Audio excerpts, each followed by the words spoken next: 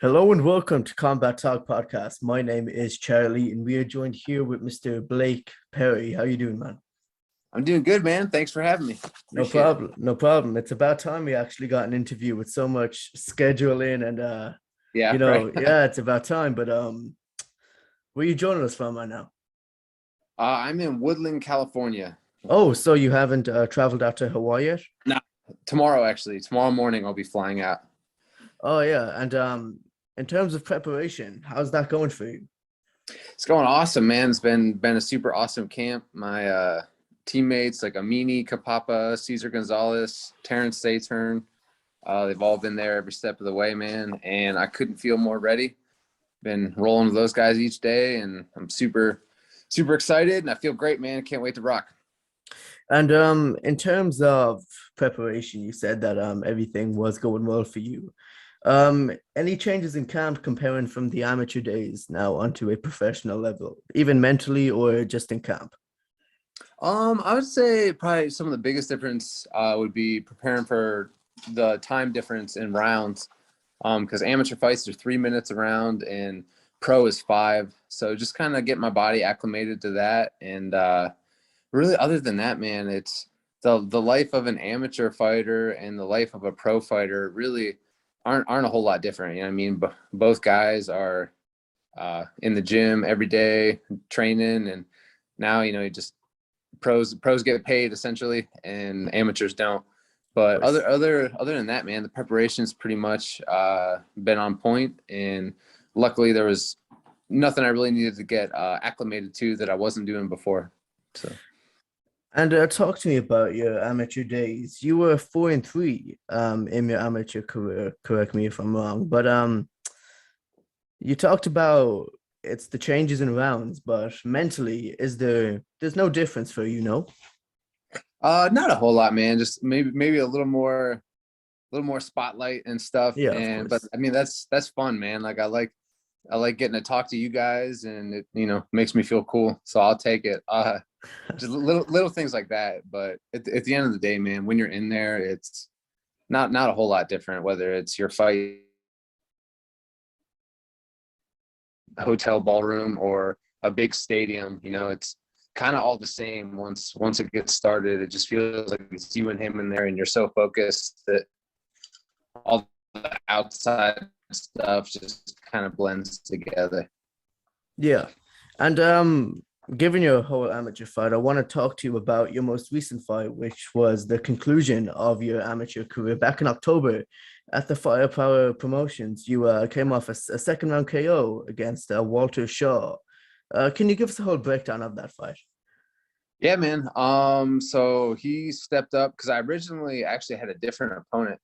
And I think probably 3-4 weeks prior to the fight, the original opponent pulled out, and he stepped up big time, man. And if I'm not mistaken, I think that might have been his like first or second amateur fight. So the fact that he took the fight right there, I think definitely speaks a lot to him and shows that he's a super tough fucking dude. But yeah, man, first round was pretty not a whole lot going on. A lot of feeling out, a lot of clinch work, all that good. Second round just kind of went and just tried to pick up the pace and bring it to him and try to get that finish, man. And it's just one of those things where there's just that little window of opportunity where the hands just dropped a little bit, and then in transition was able just to fire off that clean shot that did the trick and just happened to hit the right spot, and that was it, man. Do you feel like was it even before the fight, prior to the fight, post fight, where you said to yourself that I this is the time I go professional? It's kind of talking with my coach quite a bit after. There was a period there where we were figuring out things, and I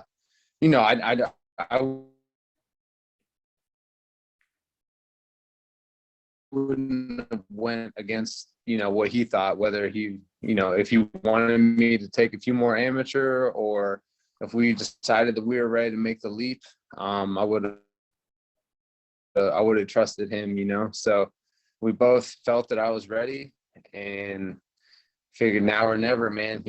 it's a young man's game. So why wait around? And careers can end any day. It's as unfortunate as that is, it's the truth of the game. So yeah, man, I feel like I'm ready. So did he, and we got this awesome opportunity, and there's no way I'm passing that up.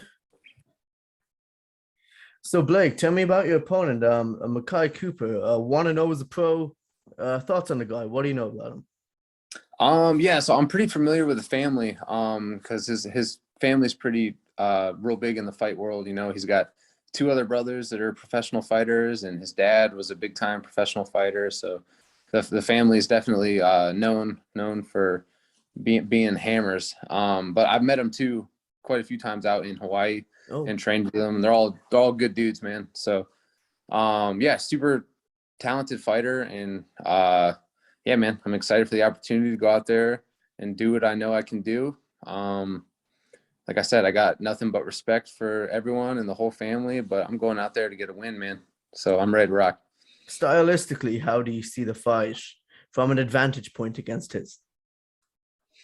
That's a good question, man, because I would say we're both pretty well-rounded for the most part.